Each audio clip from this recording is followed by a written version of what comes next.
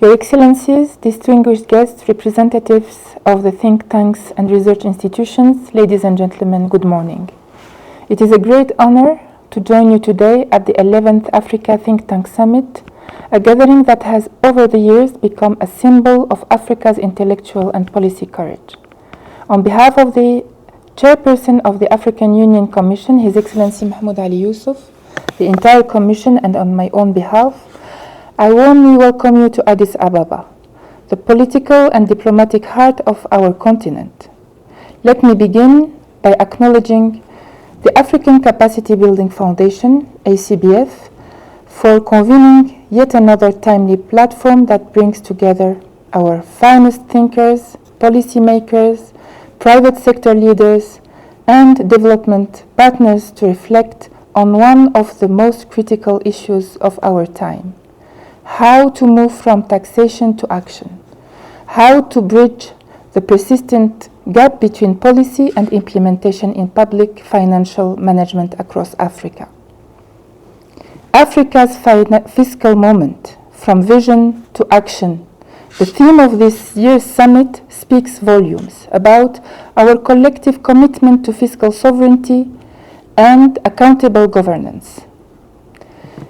It challenges us to ensure that Africa's development is financed by African resources, guided by African priorities, and implemented through systems that inspire trust, transparency, and transformation. In the spirit of Agenda 2063, our blueprint for the Africa we want, we are called to build capable institutions that can translate bold policy ideas into tangible outcomes. Policies on taxation, public expenditure, and resource management must not remain confined to conferences and conferences hall or strategy documents. They must find life in classrooms, hospitals, industries, and communities. Africa has the vision. What we must now ensure is execution. Let me speak about bridging the gap between policy and implementation across our continent. Indeed, we have seen an impressive evolution in public financial management frameworks. Many of our member states have enacted fiscal responsibility laws, digitalized their tax system, and strengthened budget accountability.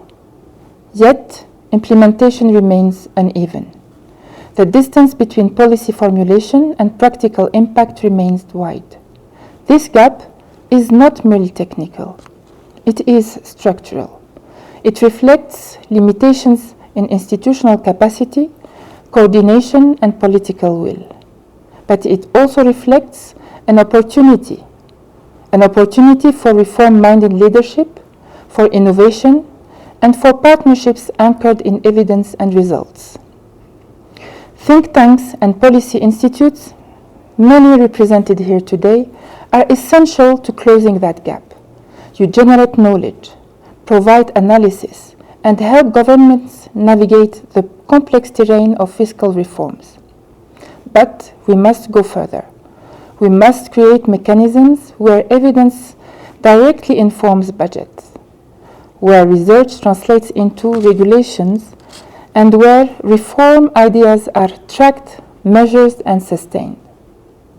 Domestic resource mobilization. It is the cornerstone of fiscal sovereignty. The African Union Commission, in this regard, continues to place domestic resource mobilization at the center of our continental agenda. We cannot achieve sustainable development or genuine economic sovereignty without strengthening our capacity to raise, manage, and retain our resources. We are advancing reforms under the African Financial Institutions Framework and working closely with member states to harmonize tax regimes, curb illicit financial flows, and promote fair and efficient revenue systems. But we must also remember that taxation is not merely about revenue. It is about trust. Citizens pay taxes when they believe their contributions are used wisely. Therefore, Accountable governance must go hand in hand with domestic resource mobilization. However, one must remember that Africa's pursuit towards fiscal sovereignty through domestic resource mobilization is fundamentally constrained by a global financial architecture. The continent faces a massive hemorrhage of capital through illicit financial flows, including corporate profit shifting and trade misinvoicing, which directly drains potential tax revenue.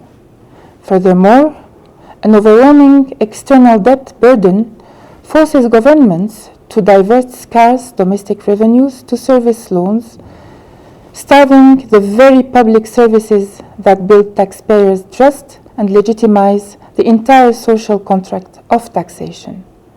Consequently, Africa faces a sovereignty paradox. It is striving to achieve financial self-reliance within a global system that is structurally biased. While internal reforms to improve governance and harmonize tax regimes are crucial, they are insufficient alone. Without concurrent and unified continental advocacy to reform the inequalities of the global financial architecture, curbing IFFs, restructuring debt, and securing a fair global tax order, Africa's ambitious domestic resource mobilization strategy will continue to be an uphill battle, with its potential for genuine economic sovereignty remaining only partially fulfilled. Yet, there is a powerful and hopeful counter-movement. The African Union's deliberate effort to harmonize tax policies and curb IFFs represent a crucial step toward collective strength. Amongst others, a major milestone in Africa's journey towards financial independence and reform of the global credit rating landscape was reached in September 2025, as Mauritius was announced to host the African Continental Credit Rating Agency, envisioned as a complementary institution to existing global credit rating agencies, with a mandate to deliver fair, independent, and contextually accurate assessments of African economies.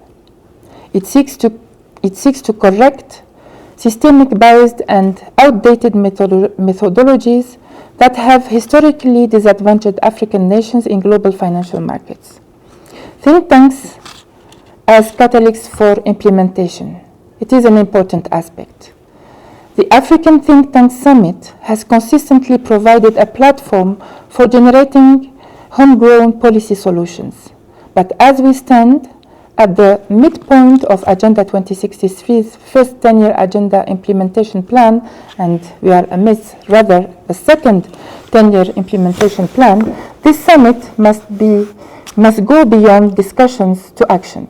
We must invest in the science of policy translation, the systems that ensure research-informed reform, and reform drives transformation. We must strengthen collaboration between think tanks and governments, between universities and parliaments, between ministries and citizens. The African Union is committed to providing the continental framework that connects these dots, ensuring that ideas do not end at publication, but begin at implementation. This is why the African Union, in partnership with the World Bank, launched the African Think Tank Platform, the well-known now ATTP, on the 24th of July 2025 to strengthen African think tanks and support evidence-based policymaking. This 5-year, $50 million initiative funded by the World Bank aims to foster collaborative research and policy work on key development challenges, aligning with the African Union's Agenda 2063 and the World Bank's Africa Strategy. My dear colleagues, a call to action. I am making a call to action. Africa's financial transformation will not be driven by declarations, but by deliberate design. It will depend on our courage to implement, to monitor, to reform, and to be accountable. It will depend on partnerships between state and society, between government and knowledge institutions, between Africa and its diaspora. Let this summit be remembered not only for its theme, but for its outcomes. Let it produce new frameworks for policy uptake, new coalitions for reform, and renewed political resolve for action. As I look around this room, virtually, I am inspired by the depth of expertise represented here and by the shared conviction that Africa's prosperity must be financed by Africa's own strength. Together, we can move from taxation to transformation, from policy to practice, and from aspiration to achievement. And may this summit mark another milestone in Africa's journey towards fiscal sovereignty, accountable governance, and sustainable development. Thank you for your kind attention, and I wish you fruitful deliberations.